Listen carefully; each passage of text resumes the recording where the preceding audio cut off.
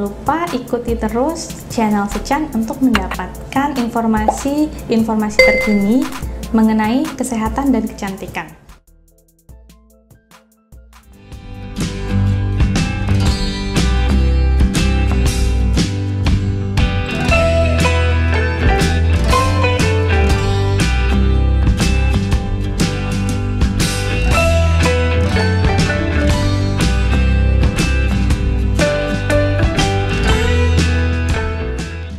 Halo sahabat Sechan, saya Fredrik Leopasa. Kali ini saya akan berbincang-bincang dengan Dr. Lukman M. Gizi dari Praktik Mandiri Perorangan Daerah Paramount Serpong.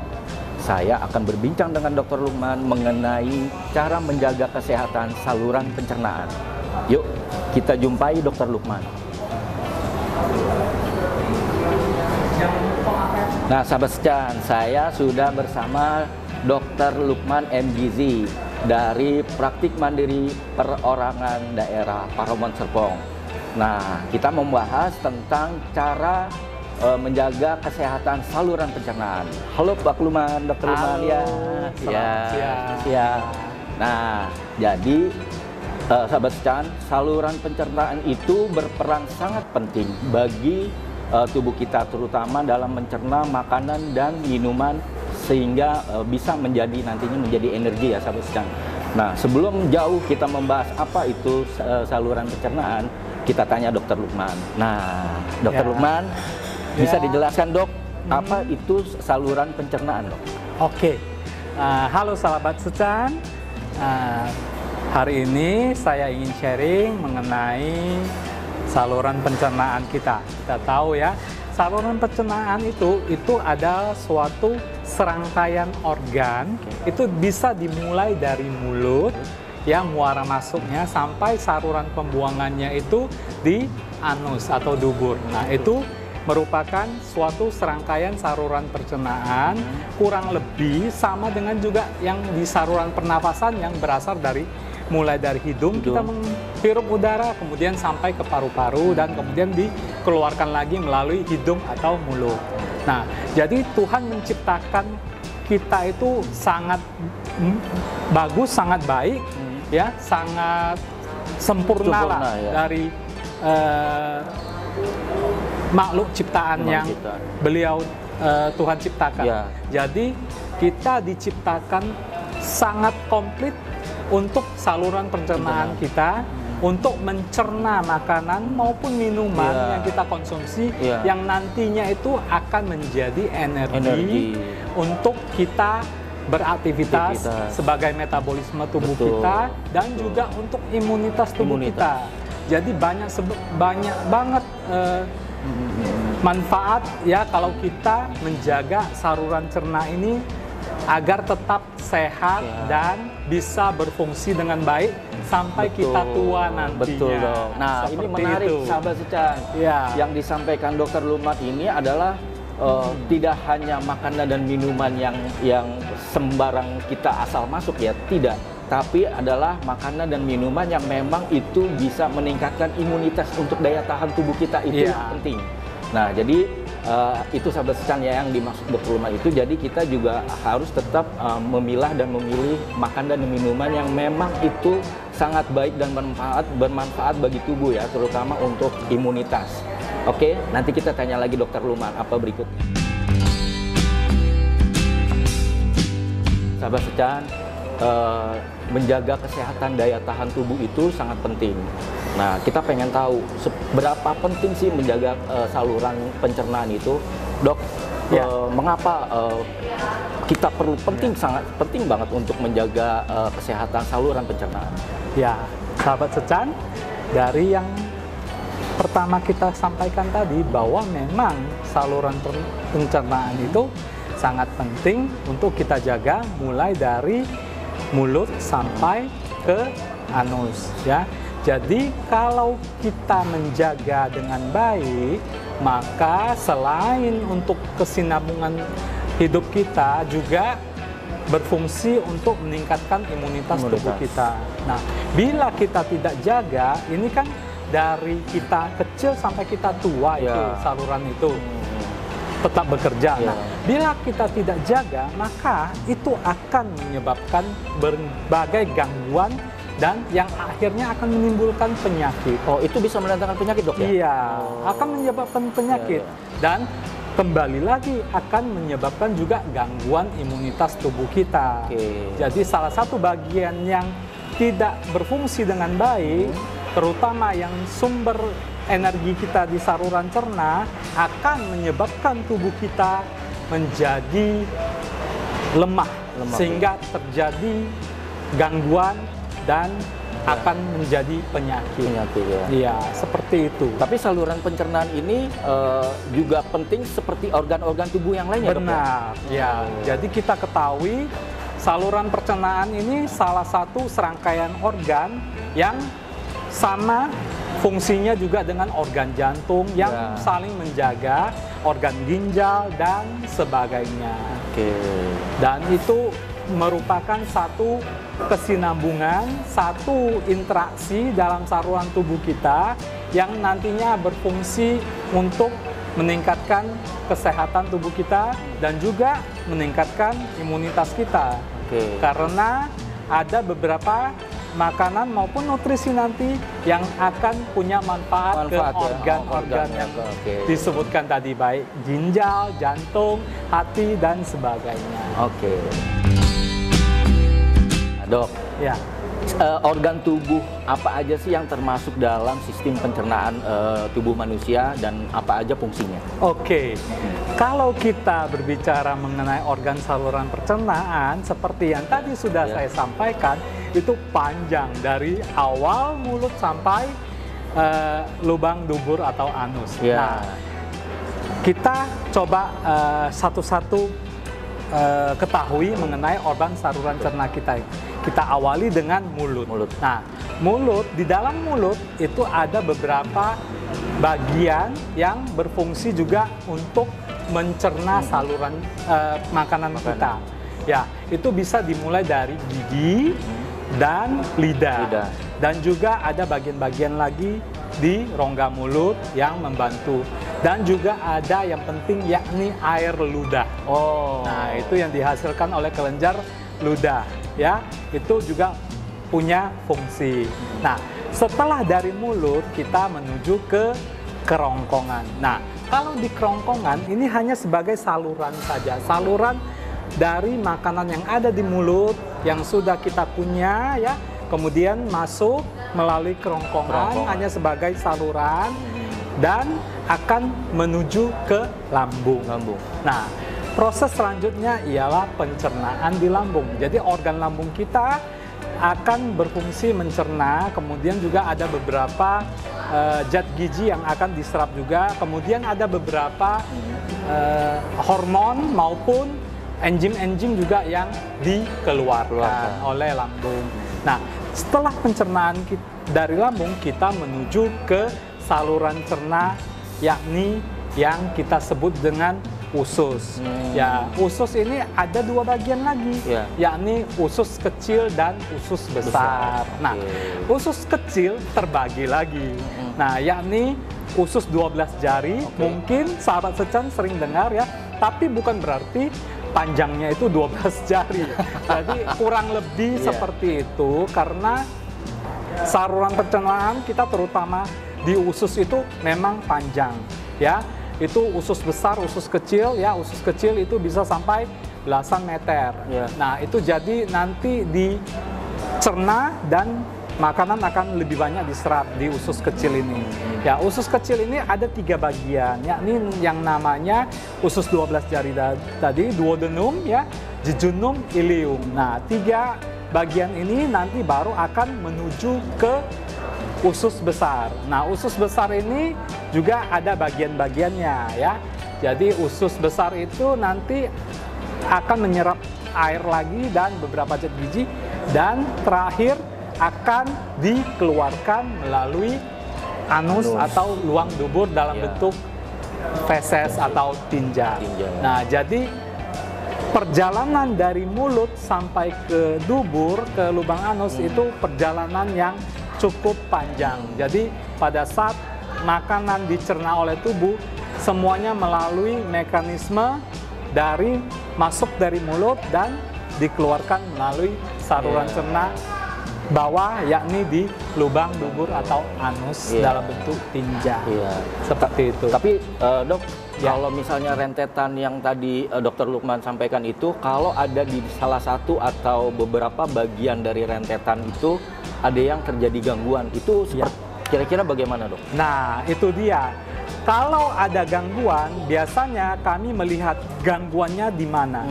Gangguan karena kalau kita lebih detail lagi untuk melihat itu dibagi lagi dua, yaitu saluran cerna bagian atas, kemudian saluran cerna bagian bawah. Jadi saluran cerna bagian atas itu biasanya dari mulut sampai ke lambung. Nah, kemudian dari saluran cerna bagian bawah itu biasanya dari lambung yang bagian mau ke usus sampai ke lubang anus. Jadi masing-masing gangguan atau kelainan atau penyakit di saluran cerna baik atas maupun bagian bawah itu bisa memberikan masalah yang berbeda. Dengan hasil atau penyakit yang berbeda juga. Jadi biasanya kita bisa melihat gangguan mana yang terjadi, apakah di saluran cerna bagian atas atau saluran cerna bagian bawah. Untuk mengetahui gangguan seperti itu, diagnosisnya seperti apa sih dok? Atau bisa langsung terdeteksi, kelihatan gejalanya atau bagaimana dok? Itu nanti akan dilakukan pemeriksaan lebih detail. Ya, lebih jelas nanti akan dipakai alat untuk mendeteksi ataupun memakai stetoskop maupun diagnosa fisik yang biasa dilakukan dokter. Kalau masih belum dapat inti permasalahannya itu, maka akan dibantu oleh alat-alat. Itulah tadi yang disebutkan alat-alat pemeriksaan lanjutan yang lebih mendeteksi di mana letak masalah gangguan tersebut. Oke dok, menarik sekali dok. Pembahasannya saluran pencernaan. Oke, kita lanjut nanti apalagi yang harus kita diskusikan dengan Dokter Lukman. Ikuti terus.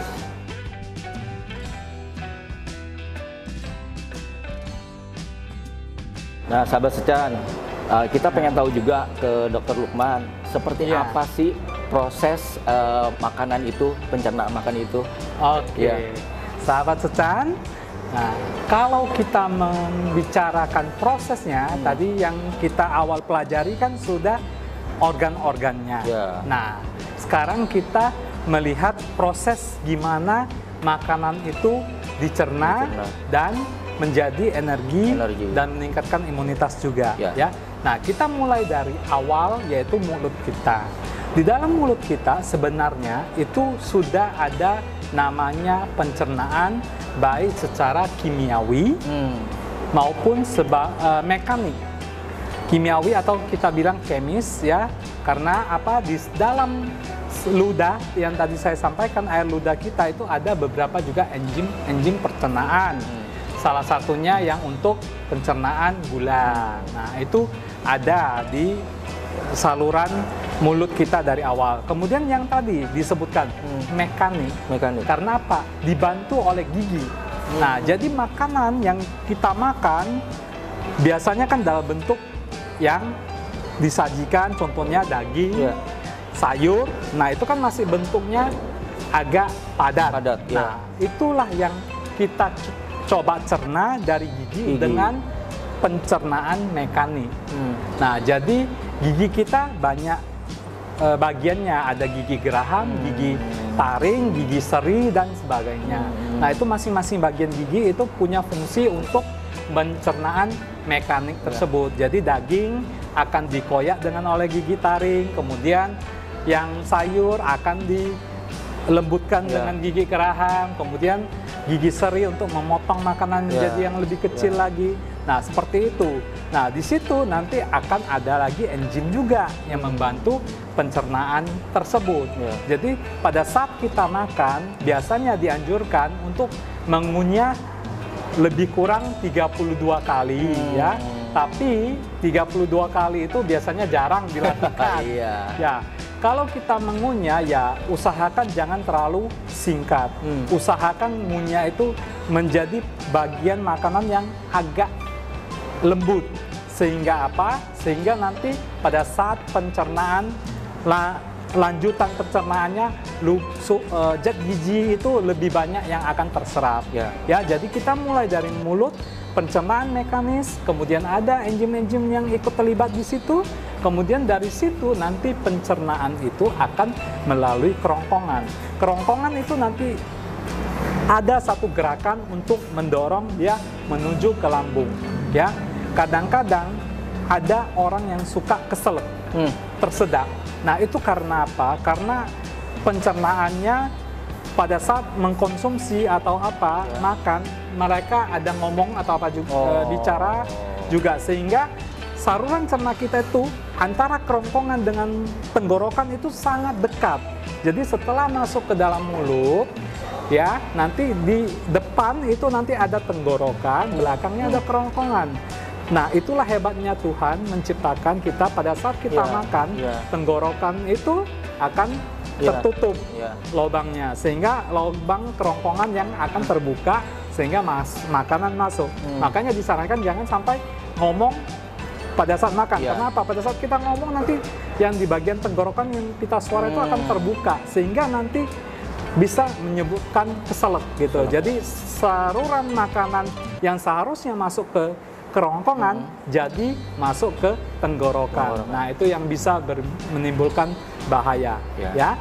Jadi pada saat makanan masuk akan menuju ke saluran kerongkongan, ya. Kemudian kerongkongan akan melakukan gerakan untuk mendorong makanan masuk ke dalam lambung. Nah, lambung itu nanti ada klepnya lagi. Jadi ada pintu, pintu buka masuk dan kemudian pintu yang mau ke usus. Jadi itu nanti ada seperti klep. Jadi pada saat makanan mulai masuk ke lambung, nah, nanti disitulah terjadi lagi proses pencernaan yang kimiawi atau biokimia. Disitulah nanti akan terlibat berbagai macam hormon, kemudian enzim-enzim saluran pencernaan, termasuk juga dengan asam lambung, karena itu punya fungsi juga dalam mencerna makanan. Jadi di lambung nanti ada enzim-enzim yang untuk mencerna protein, gula, karbohidrat. Karena nanti yang untuk golongan lemak ada salurannya lagi yang lebih tepatnya untuk mencerna makanan tersebut. Ya, jadi nanti setelah dari lambung masuk ke saluran cerna yang merupakan tempat utama penyerapan makanan itu ya, ini di usus kecil dan usus besar. Nah, tapi sahabat Cecan jangan lupa di samping-samping saluran cerna itu ada organ pendukung, yakni apa? Pankreas dan hati kantung empedu. Nah, dari situlah nanti pencernaan, ya, apalagi yang berhubungan dengan lemak, minyak.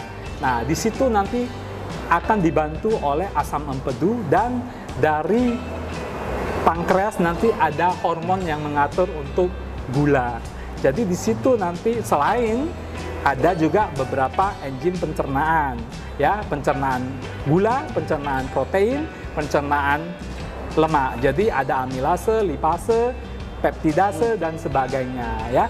Jadi itu enzim-enzim nanti yang ada di saluran cerna, khususnya dari usus, ya, terutama yang di usus halus, karena disitulah letak kunci makanan itu diserap, nutrisinya, ya. Jadi itu penting, kita harus jaga. Jadi di situ organ pencernaan itu, duodenum, jejunum, ileum, nanti makanan akan diserap. Setelah di lambung itu bentuknya bukan utuh, tapi sudah lebih seperti bubur bayi, atau kita di medis sering sebutkan chyme, C-H-Y-M-E. Jadi seperti kimus gitu, chyme. Jadi akan masuk supaya apa? Supaya nanti pada saat dia di saluran cerna kontak dengan sel-sel di saluran cerna lebih luas, sehingga nanti enzim-enzim yang akan menyerap, ya, metabolisme nutrisi kita akan lebih banyak yang diambil masuk ke dalam saluran cerna usus, kemudian nanti akan disimpan maupun digunakan oleh tubuh, ya. Simpannya bisa oleh hati, maupun oleh otot dan sebagainya, ya, atau di kantong-kantong lemak, ya. Jadi ada beberapa bagian tubuh yang menyimpan energi cadangan makanan kita yang nanti akan dipakai sebagai energi.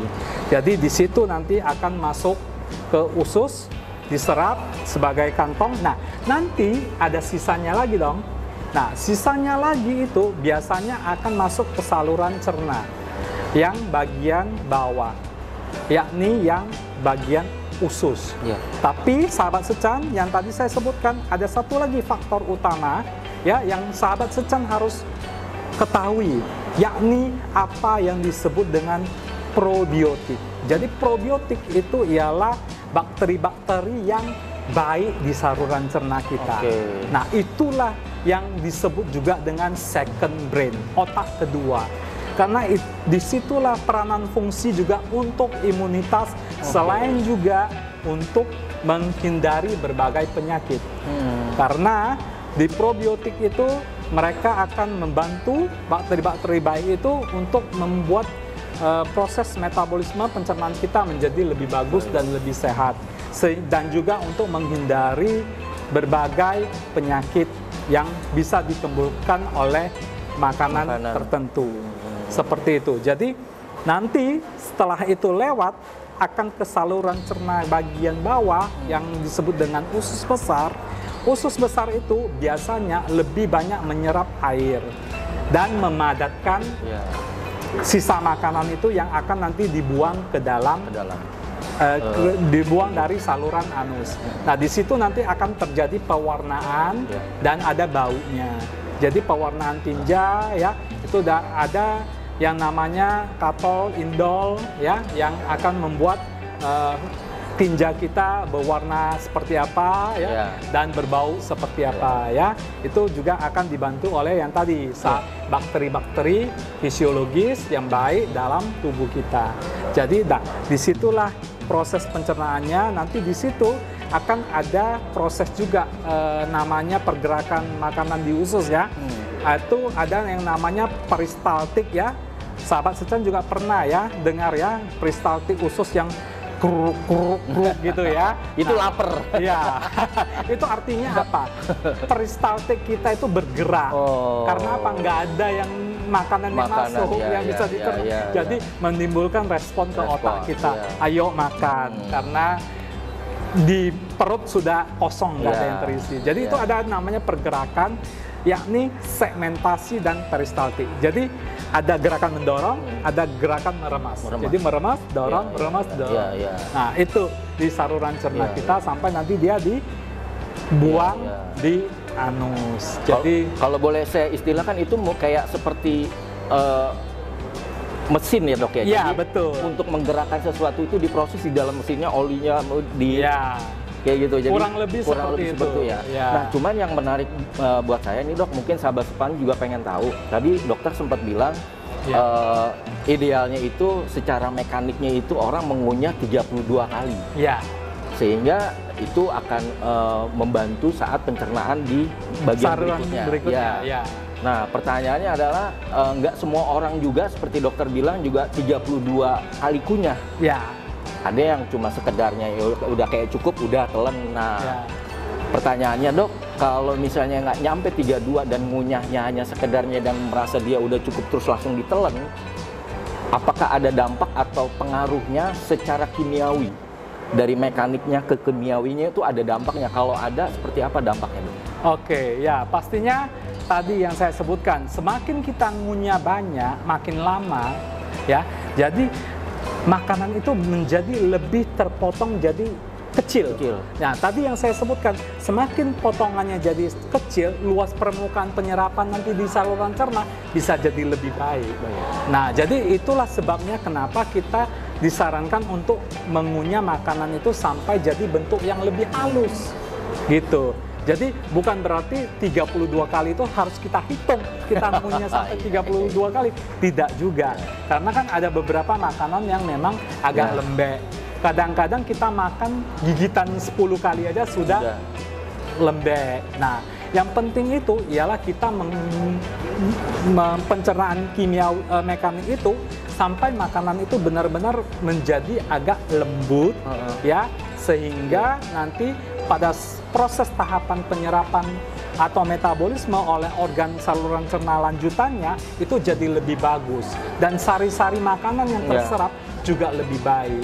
Seperti itu. Tadi karena semakin kita kecil partikelnya, makanan itu kita haluskan, nah semakin mudah bagi saluran cerna kita untuk menyerap sari-sari makanan itu, baik dari enzim pencernaan maupun dari sel-sel yang enterosit yang ada di usus halus kita. Jadi pada saat penyerapan nutrisi makanan jadi lebih maksimal, lebih bagus, seperti itu. Nah, itu kalau misalnya kita mengunyahnya itu kalau lebih banyak lebih bagus karena bisa lebih halus dan mencernanya bisa lebih baik ya, Dok.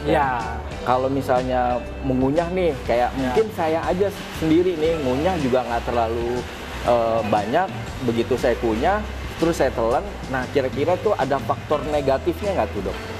Kalau kita ngunyah, utamakan yang makanan keras itu sampai agak lembut. Karena apa? Kalau kita ngunyahnya cuman beberapa kali, itu nanti membebani saluran cerna kita yang lain lagi. Karena apa? Dia membuat energi ekstra, kerjaan ekstra untuk memproses makanan kita itu. Nah, jadi membuat makin lelah organ tubuh kita untuk bekerja. Jadi usahakan makanan yang akan kita makan, usahakan lebih halus. Karena apa? Tadi sebutkan, membuat sari makanan lebih cepat terserap, lebih bagus, enzim bekerja lebih maksimal, dan tidak membebani saluran cerna kita. Itu yang utama. Karena kalau membebani, nanti terakhir sia-sia makanan yang kita makan itu walaupun bergizi akan terbuang dengan percuma. Nah, sahabat secan, gitu ya. Jadi yang dijelaskan Dr. Luman itu bahwa memang kita kalau memakan apapun itu harus sebaik mungkin, yang jangan cepat-cepat, jangan buru-buru, karena itu yang rugi diri kita sendiri. Kenapa? Karena masuknya ke dalam tubuh kita yang prosesnya nanti bisa malah menjadi beban. Jadi kita mengunyahlah yang kira-kira menurut kita memang situ sudah baik, dan seperti Dr. Lukman bilang tidak perlu dihitung sampai 32 gitu. Jadi kira-kira sudah cukup dikunyah, dan kunyahan makanan kita udah kiranya cukup, baru kita telan biar tubuh kita tidak terlalu terbebani pada saat memproses makanan yang kita konsumsi ya. Nah, apa sih sisi fisiologis kita pada saat, terutama pada saat kita mengonsumsi makanan? Kita tanya, Dok, sisi fisiologis dalam kita mengonsumsi makanan tuh kayak apa sih, Dok? Mungkin dari soal mengunyah, terus dari segi porsi makan, terus seperti apa, Dok? Oke, baik. Nah, sahabat secan, kita tahu dari kita mengkonsumsi makanan ya, selain untuk kesinambungan hidup dan juga untuk imunitas, kita juga perlu memperhatikan dari sisi fisiologisnya, dari fungsi saluran cerna dan juga makanan yang kita makan tadi, ya. Nah, sahabat secan pastinya pernah mendengar apa yang disebut dengan mindful eating. Nah, itu mengkonsumsi makanan ya dengan berkesadaran penuh. Yang artinya apa?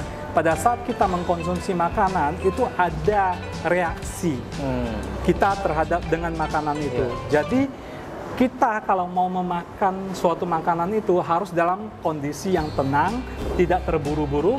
Kemudian juga mengenai jumlah makanan, jenis makanan juga harus kita sesuaikan. Jangan sampai karena enak makanan tersebut kita sampai gelap mata mengkonsumsi makanan itu jadi terlalu banyak. Nah, itulah yang akan menjadi gangguan nanti ke depannya. Nah, jadi disitulah kita perlu melihat segi dari fisiologis makanan tersebut. Jadi kita perlu menerapkan apa yang disebut dengan mindful eating. Jadi kita mengkonsumsi makanan dengan berkesadaran penuh, melihat makanan itu punya fungsi terhadap tubuh kita, kemudian makanan itu juga tidak boleh disia-siakan, makanan itu jangan terlalu mubazir untuk dikonsumsi, dan mengkonsumsi makanan yang memang benar-benar sehat dan bagus untuk kita. Jadi itulah sisi fisiologisnya kita mengkonsumsi suatu makanan. Karena bila kita tidak melakukan itu, tidak menjaga itu, kedepannya pasti akan banyak terjadi gangguan yang akhirnya akan menimbulkan penyakit di dalam tubuh kita. Selain dari makanan itu sendiri, kemudian dari kita, dan juga dari faktor psikologis juga akan menyebabkan gangguan pada tubuh kita. Seperti itu, sahabat Secan. Nah, sahabat Secan, rasanya tidak cukup diskusi kita kali ini membahas tentang cara menjaga kesehatan saluran pencernaan.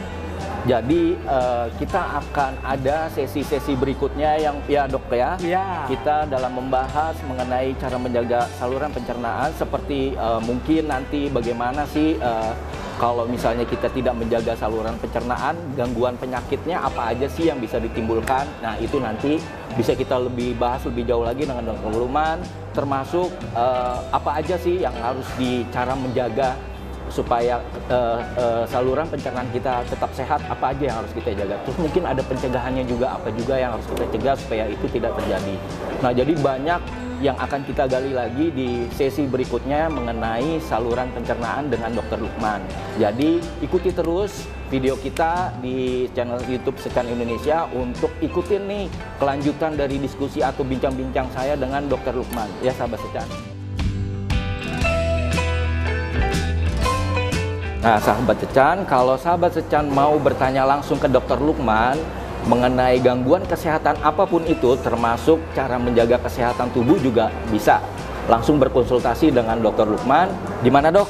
Ya, sahabat Secan, bila sahabat Secan pengen berinteraksi dengan saya, bisa menghubungi nomor WA saya, WhatsApp saya di nomor 0877 88 13 69 42.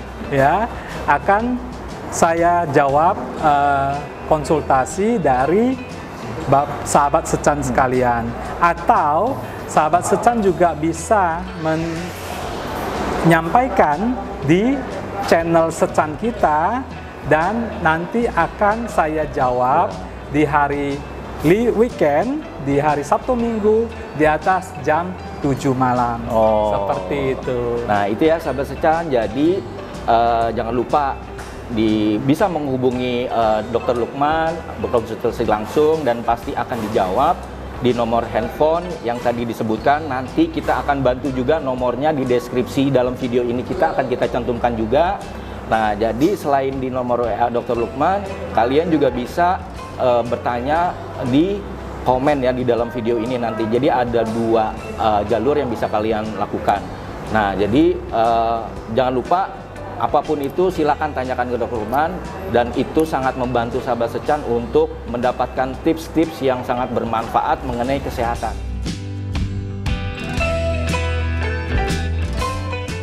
Nah, itulah tadi sahabat Secan bincang-bincang saya dengan Dr. Lukman M. Gizi dari Praktik Mandiri Perorangan Daerah Paromon Serpong. Jadi ikuti terus ya, kita ada next sesi berikutnya.